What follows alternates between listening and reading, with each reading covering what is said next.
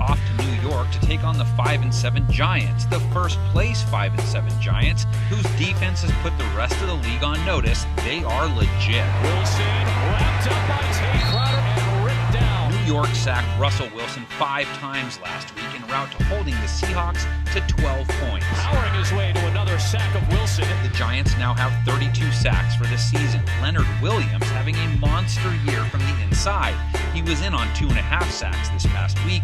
He's now sitting on 8.5 for the year. Now the late pressure gets to him. Kyler Murray was sacked a couple times too against the Rams last week. Murray is sacked back at the 32-yard line. However, chasing him down will be a little harder than chasing Wilson down. Arizona has only allowed 20 sacks for the season. Headed for the end zone is Dan Arnold, and that's a Cardinal touchdown. Murray still struggled to do much through the air against the Rams, though, only 173 yards passing and just 4.4 yards per attempt, his rating 80.4. Intercepted. Troy Hill has a touchdown. On the bright side, he did throw 3 TDs, one of them to his favorite target, DeAndre Hopkins.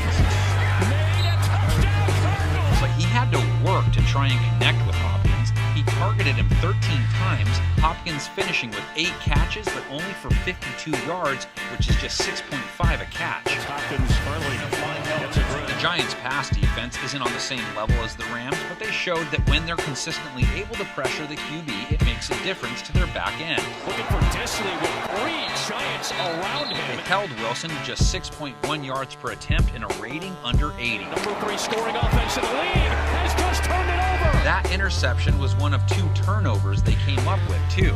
And turnovers are the other key ingredient to their defensive success.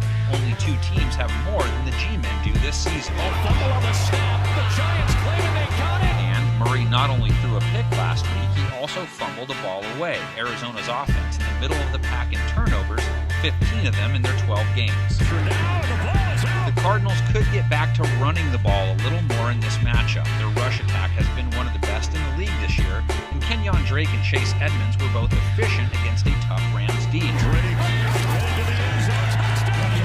But here again, we find a New York strength. They're only allowing 4 yards a carry for the season and are one of 4 teams holding opponents to less than 100 rush yards a game. To Carson, nothing there. And then there's the Giants' offense, which so far has looked best when it keeps the ball on the ground.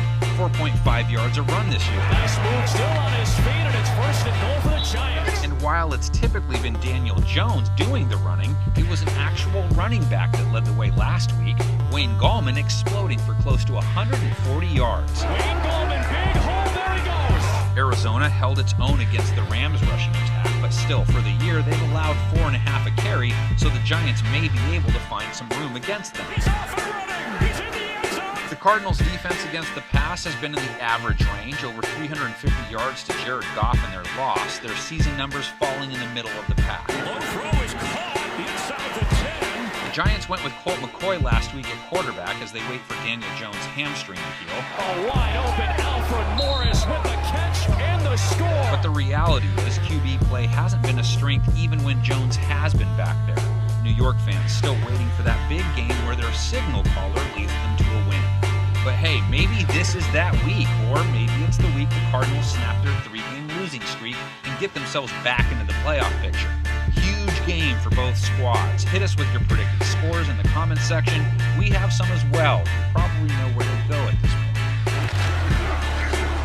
Alfred Morris punches it home.